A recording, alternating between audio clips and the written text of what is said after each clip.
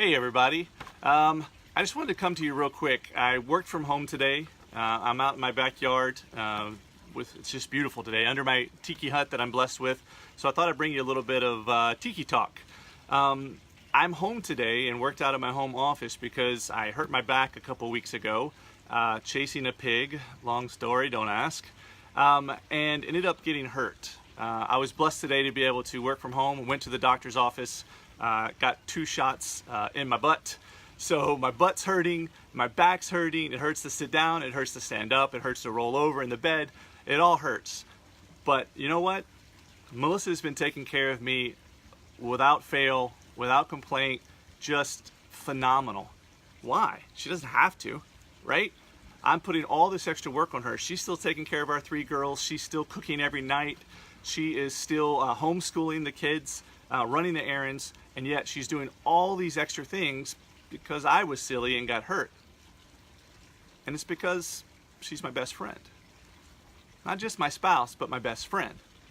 So I kind of wanted to come on and talk today real quick because I posted a motivational post, and I usually do every morning, but I posted today about, is your spouse your best friend? Or are you their best friend? And I kind of thought of about 3 different ways that it really hits me to make sure that Melissa is my best friend and that I'm her best friend, and how do I know that that's the case? There's kind of 3 different things that I've kind of noticed. So number 1, ask yourself if your spouse is your best friend and if you're theirs, do you spend quality time together? So you go out with your best friend, right? You go out, you have fun, you do silly things, you make memories. Do you do that with your spouse? Do you go on a date night? Whether it's in or out, that's okay, right? You can stay in, you can, after the kids are put to bed, you can turn on Netflix, you could pop some popcorn and eat some candy and make an event out of it. I don't mean date night where one's on one end of the couch and the other one's on the other end of the couch and you both fall asleep watching the same movie, right? That's not date night. But I'm talking about, building a meal where you sit down at the dining room table and you eat and it's just you two and you sit and you talk. Right? That's what you would do with your best friend, right? That's what you have to do with your spouse. If that's your best friend, that's what you have to do. You have to maintain that relationship. Do you do some kind of devotional or some kind of book reading together? I know religion is not everybody's thing, but Melissa and I start every morning out with a devotional, with a couple's devotional. It helps us get started every day on the same page, with the same goals, with the same heart. I think it's been massive for our success as in our marriage, and we're not perfect by any means. I'm not saying that. But we work hard to make sure that we take care of each other as a best friend, just as our spouse would. And do you guys do on family events? Or do you leave the spouse at home and go golfing on the weekend? Or you leave the spouse at home and you go to the salon with the girls on the weekend? Are you doing family events with your spouse just as you would with your best friend? A second way I kind of was looking at things is that, how do I know if my spouse is my best friend, or how can I treat my spouse like my best friend? Do I treat them like my best friend? Plain and simple.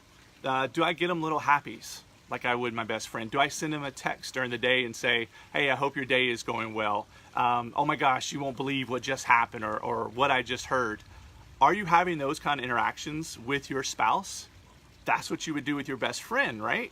So having those interactions with your spouse builds that relationship. That's awesome. I'm glad Ronnie is your best friend. I feel the same way about Melissa. Also, how do you talk to your spouse? So think about how you talk to your best friend. Do you talk to your spouse the same way? I know this is a problem area that I have, because I feel like a lot of times I can be much more judgmental, much more snappy, much less forgiving when it comes to talking to Melissa than, say, my best friend, right? Like, I wouldn't snap at my best friend for leaving the milk out on the counter, but yet I would to Melissa.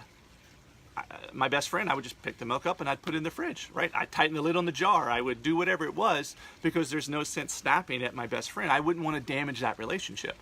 But yet with our spouse, are you damaging that relationship by taking the time to snap at them or to belittle them when it impacts you? And then how do you talk about them when you're with the rest of your friends? So think about, if you're out at the bar and you're having a drink with some friends, how are you talking about your spouse, or your wife in this case, for me? How do you talk about your wife? Is she that harpy that's on your back? Is she, lack of a better term, busting your balls at home? Is she negative, negative, negative, negative?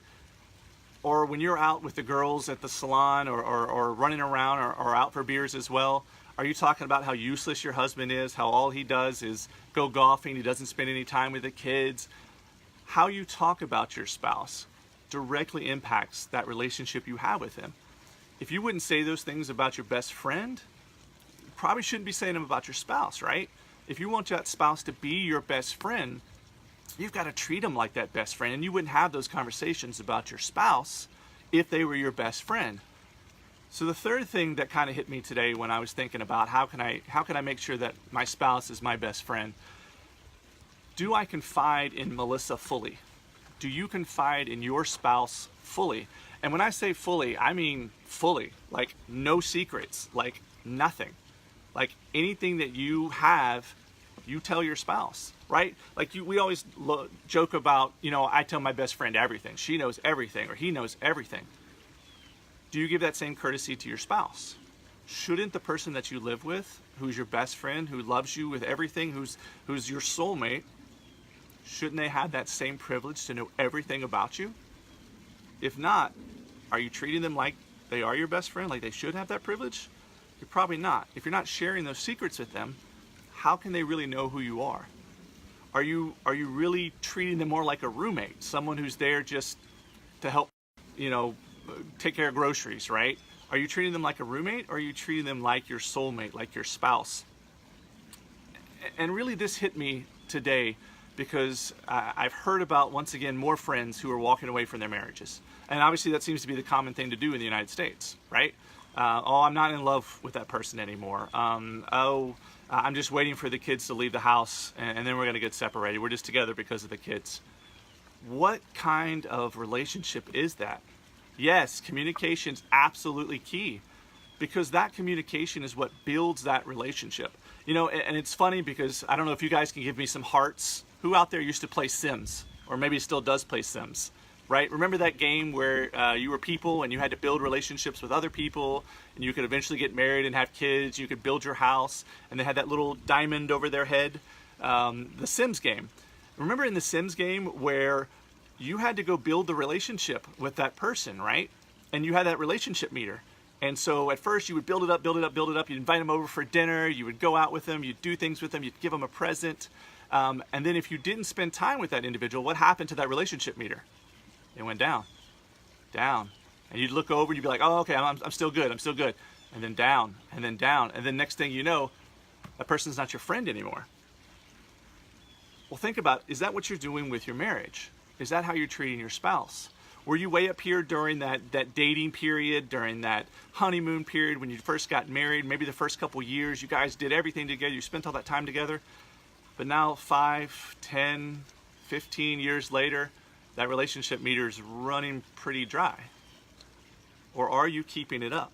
It's just like that game. As funny as that sounds, you've got to spend the time, you've got to spend the effort, and you've got to put the love into that relationship to be able to have that person be your best friend, and they're your best friend.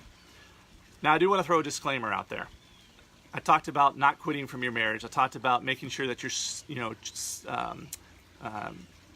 treating your spouse like your best friend, right?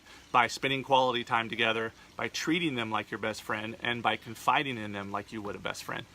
However, there is a disclaimer. There are people and there are relationships out there where individuals are being emotionally abused, they're being physically abused, they may be in a gaslighting situation. Whatever it may be, those relationships are not healthy. Those are not relationships that you need to be in. You need to get away from those relationships. So I want to make it clear, I'm not talking about those relationships. I'm not talking about trying to make the person who's beating you your best friend. Unfortunately, that's not something that probably you can do anything about but get out. The marriages I'm talking about are those people that have that amicable relationship but are starting just to become friends, not best friends or spouses or soulmates. That's what you have to work at. That's what you have to spend that time with.